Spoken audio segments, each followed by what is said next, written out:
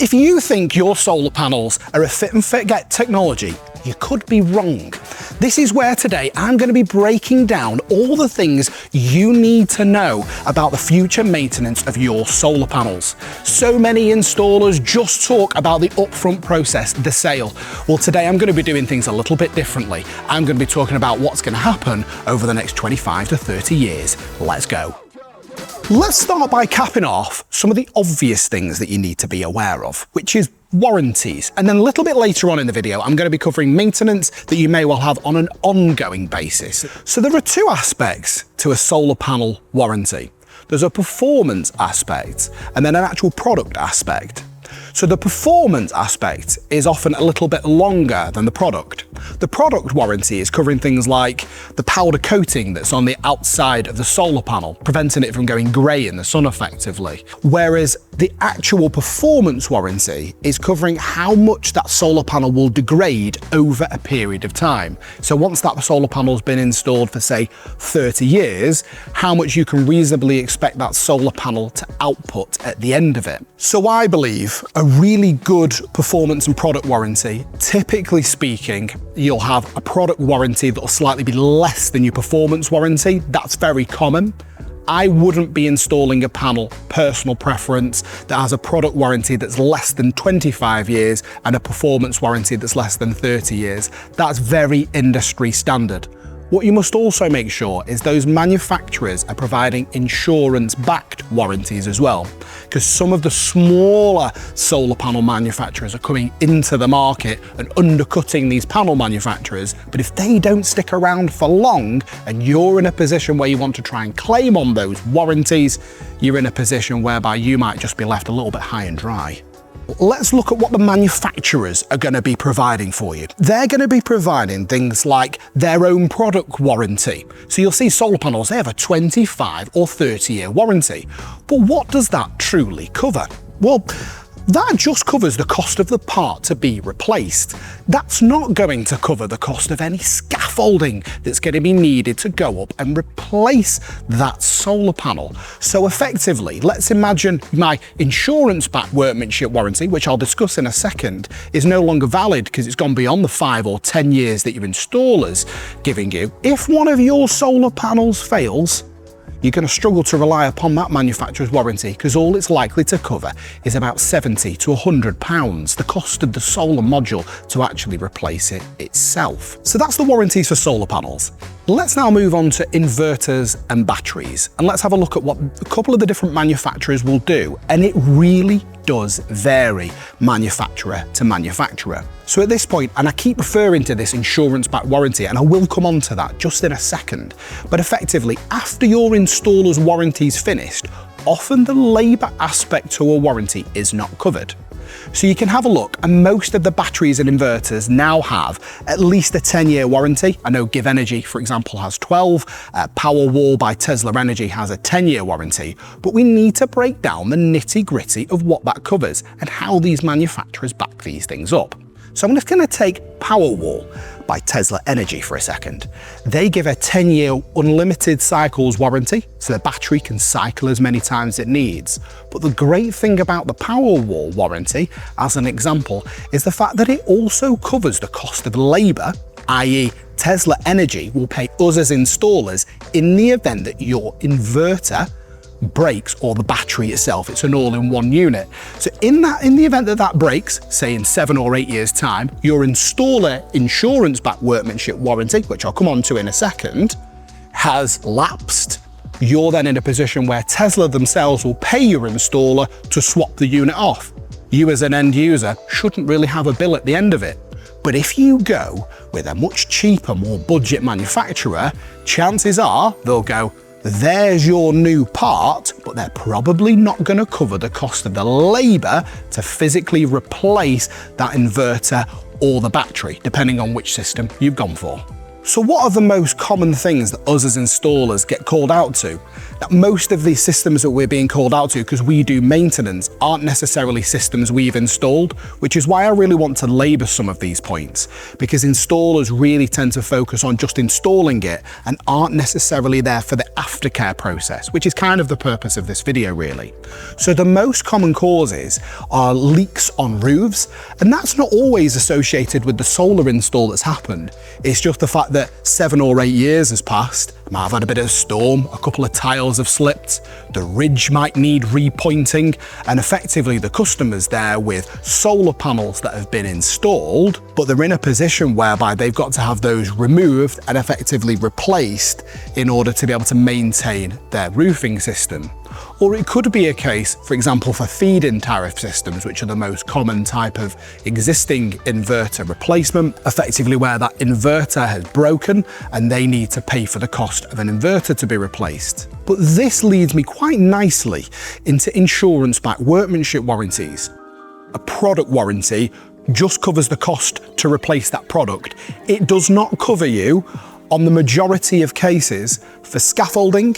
It does not cover you for people, it does not cover you for applications or any other ancillary parts or components that might be needed in order to be able to facilitate the repair. So that could leave you a little bit high and dry if you're not careful, which is where you really need to listen now. You need to be negotiating an insurance-backed workmanship warranty as part of your installation. Most installers will, as part of their MCS registration, insure you with at least 2 years worth of parts and labour cover effectively. So in the event that that solar panel went wrong, or in the event that the inverter or battery went wrong and the battery manufacturer doesn't cover the labour, which some of them don't, effectively you're in a position whereby either the installer or the insurer will cover the cost of the labour for the installer to repair it. Now that's great if the installer is still in business. And what you want to make sure is included is the insurance-backed workmanship warranty, because in the event that your installer went out of business or you're struggling to get them back to maintain a part that has failed, effectively you have an insurance company to rely upon to cover the cost of another installer to be able to replace the part and cover that all-important labour and scaffolding aspect to the system. So my solid advice to you would be to try and negotiate the longest possible insurance-backed workmanship warranty as part of the installation. It's a real critical part. Product warranty, insurance-backed workmanship warranty, make sure you have them both. If picking the wrong installer concerns you, I've actually done a separate video on our channel. If you just subscribe to us, that breaks down the most common mistakes people make when comparing installers, gives you a really good breakdown of what pitfalls not to fall in as part of it. Now later on, I'm also going to be just breaking down the maintenance over the next 30 years as part of your system. What's not covered on a general basis by these warranties or guarantees, depending on which system you've got? A lot of these warranties won't cover you for things like bird infestation that's underneath your solar panels. This is where bird guard's really important, and I would always recommend it as part of any good installation. But effectively, if birds do manage to get their way under, often warranties won't physically cover you against the cost of removing these birds, so erecting a scaffolding, removing the birds effectively, and then reinstating any bird guard and managing any physical repairs. So I think you've just got to have it in the back of your mind that stuff like a bird guard is an essential at the outset, because it could end up costing you a few pounds essentially to put it right if you don't have it at the outset. So you must make sure your installer is MCS approved, because these insurance-backed warranties effectively won't often cover installation error. So in the event that they don't install enough hooks and one of the panel happens to lift, or it's the case that you then start having a leak on your roof and that's been put down to installer error, then it's quite common for insurers basically to shirk the responsibility of paying out on those claims. Rightly so sometimes. So it's really important the fact that you take the time to vet for a really good installer, someone that's got great reviews essentially online, that is MCS certified. In fact, just watch that video I've done on all the things, and I think if you do watch it, you'll be able to avoid any costly mistakes associated with it. I think I really make those points in that video, so do have a watch of it. So I actually had a really interesting question from a customer recently about would it be covered in the event that a cricket ball hit my solar panel and broke it, because they actually backed onto a cricket field. And I think this is a really good point just to kind of make, that effectively warranties that are provided by your installer are very unlikely to cover damage. Like we had one where an aerial essentially fell on top of a solar panel, something that nobody could reasonably have predicted at the point of installation. This is where you need to be telling your home insurance provider that effectively you've got solar panels. Now on my home, they didn't actually have a box or an option to tell them, but the fact that I called them and made them aware, I suppose gives me some comfort that they are aware. But other insurers are starting to now have requirements. Again, they often want an MCS certificate as part of covering it, or knowing that it's MCS certified, to make sure they give you cover for the accidental aspect of things. You might be thinking, well, it's only £100, £200 for a solar panel, but it's not that. It's the labour, it's the time, and it's the scaffolding costs that can quickly run into thousands of pounds in the event that you did have accidental damage. So making sure it's covered by your home insurance provider is going to be a real key part of it. Solar panels themselves are extremely durable, so it's quite unlikely, but it's always the case that if you've not kind of prepared for it, that you'll always be that one that it happens to.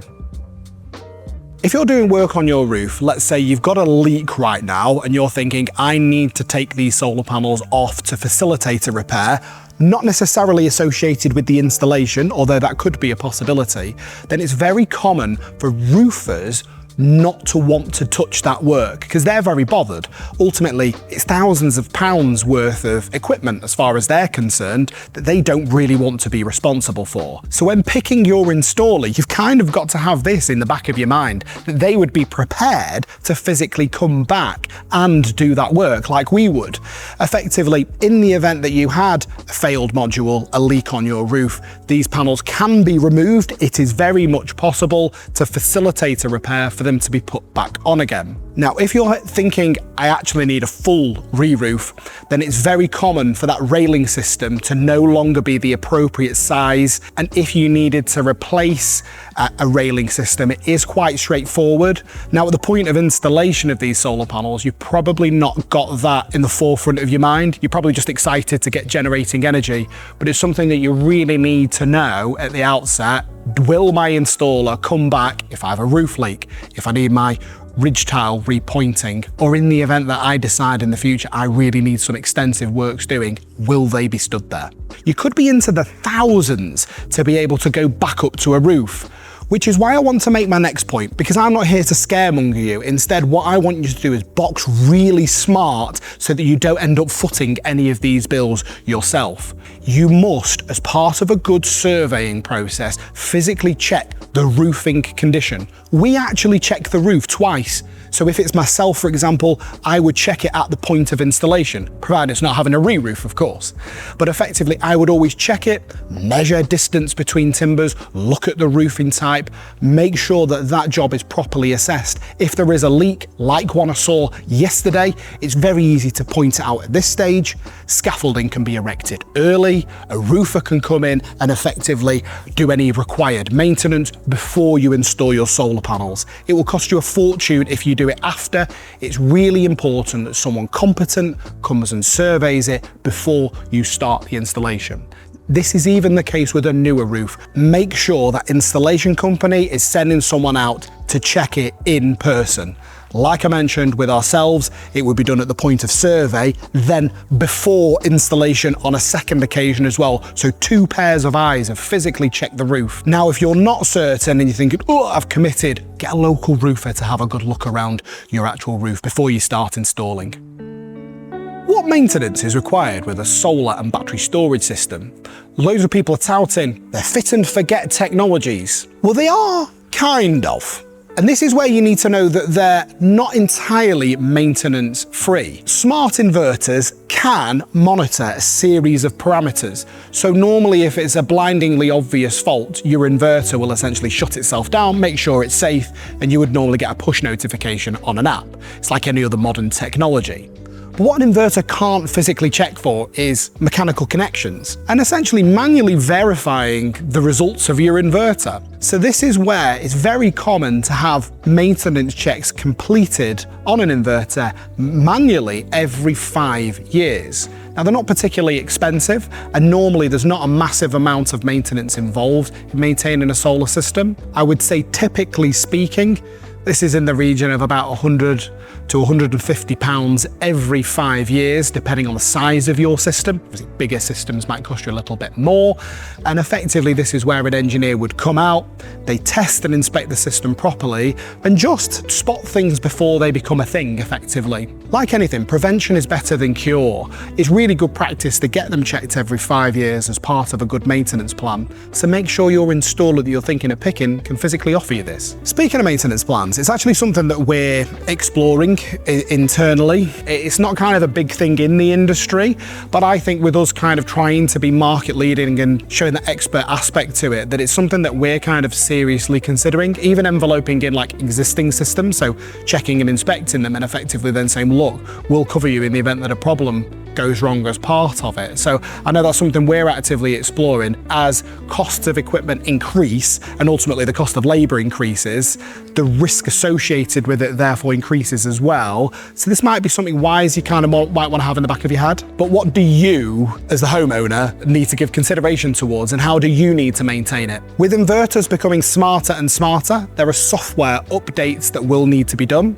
Now, things like the Powerwall by SigEnergy automatically do these, so you can kind of take a very hands-off approach. But GivEnergy, for example, which is one of the other manufacturers that we install, you need to go on and manually essentially update the software when a new version is available on their online portal. Ask your installer, what do I need to do to make sure my system's properly maintained? Typically speaking, that's about all you really need to do, and keep an eye on it in the event that there's anything obvious, I suppose. A part of a good handover, an engineer will often explain to you anything to kind of look out for and the safe shutdown procedure. And that leads me on to a really nice question that I get asked very regularly. Do I need to clean my solar panels, and is that part of it? So you don't technically need to, for manufacturer warranties, physically clean the solar panels. However, I know a number of people that just choose to get those done on an annual basis just to keep on top of them. Don't use anything abrasive, so don't use like a Brillo pad, for example. Don't use bleach or anything that's caustic. Effectively, a long-reaching pole is absolutely fine. If you're up there on a scaffolding anyway, because you may be having the gutter replaced, then you can essentially just use what you would use, like Windoline, for example, to give them a good clean. Just be careful you don't lean or push onto them, because think of them like a sheet of glass. Installers, typically speaking, won't clean a solar panel. I mean, I personally know a good couple of local window cleaners if you're in the northwest and want them cleaning. We could certainly make recommendations to you. However, normally, go and speak with your local window cleaner. Some of them will be less confident than others, and I know there are some businesses springing up that do it. If you were to go via installer, it's probably just going to be very expensive. A local window cleaner, circa £3 to £5 for a solar panel to physically get them cleaned if you just wanted them pristine. I know some people won't be as bothered because it's not affecting performance, but aesthetically, a nice house and you've got the panels at the front, you might just want to keep on top of it and give it a good clean. So how do you tell if something isn't quite right with your solar system? It's actually quite straightforward. So first of all, when you have your designs put together by your engineer, you'll get an idea of what the annual generation of your system will look like. So you can often compare against this, and if it's consistently underperforming, then that can ring a little bell in your mind. If you, for example, noticed, well, my generation's gone off a cliff very consistently, that could be a warning flag as well. What we're normally looking for is a nice bell curve of generation. Now, within this bell curve, we will get cloud coverage, where it may well drop ever so slightly. But when you look on a graph, sunset to sunrise, with the peak amount of generation slap bang in the middle. Now, there are often limited things you can check as an end user. This is because the software manufacturers don't want to kind of bamboozle you with data. But as engineers, we can remote log into your inverter and battery storage, essentially to keep an eye on it if it's needed. I know with like GivEnergy, Tesla, SigEnergy, they all offer a portal that effectively enables your installer to log in, take a look and do remote diagnostics on that particular system. So if you did have a problem and you're thinking, I don't really want to call them out, I'm not sure, it's really easy. As long as your installers offer this, which is important to ask before you buy, effectively, we, for example, have an engineer pretty much full-time in our office that can simply go on, have a look at the system, and diagnose any problems if there is a problem, or they can just give you that reassurance that you may well need that actually there's not a problem and this is perfectly normal. But having that facility is always good to kind of have in the background. How to make a claim. So your generation's flatlined, gone to zero, your installation's been in 5, 6, 7, 10 years, for example, and you're going, what do I do now? Should be quite straightforward. If your installer's still in business, my strong recommendation is to give your installer a call, because they're going to know all the key parts of the actual installation and often will be an expert in that, or I'd assume, provided we've done the right due diligence, they will be anyway. If your installer's not in business, this is where it can get a little bit more complicated. So you want to be having a look at, first of all, trying to work out what the problem is. So is it the inverter that's got a red light on it, for example? Often if you've not got it, you may well need to pay a third-party engineer to essentially come and do what's called an EICR, effectively testing and inspecting the entirety of the system and essentially giving you a report on what they feel the problem is. Just make sure you use an expert in that product in order to be able to do that. You can then work out and effectively go, okay, it's a solar panel problem, it's an inverter problem, or it's a circuit problem or a circuit protection distribution board problem, for example. There are a number of problems it can be. That enables you to hone it in. So if you're 10 years on now and you can hone in on the problem, and effectively you would then report it to the manufacturer of that particular problem. Some manufacturers, however, don't deal directly with customers. It can be a little bit painful. So this is where you want to make sure you've instructed an expert to do your inspection, because it may well be on them to essentially contact your installer. This is where it's just so important to get an installer that's been in business quite some time, to make sure you've got like the appropriate insurance cover I mentioned earlier, just to make sure that if anything does go wrong, you can kind of just call your installer and let them deal with it for you. Other than that, thank you so much for taking the time to watch the video today.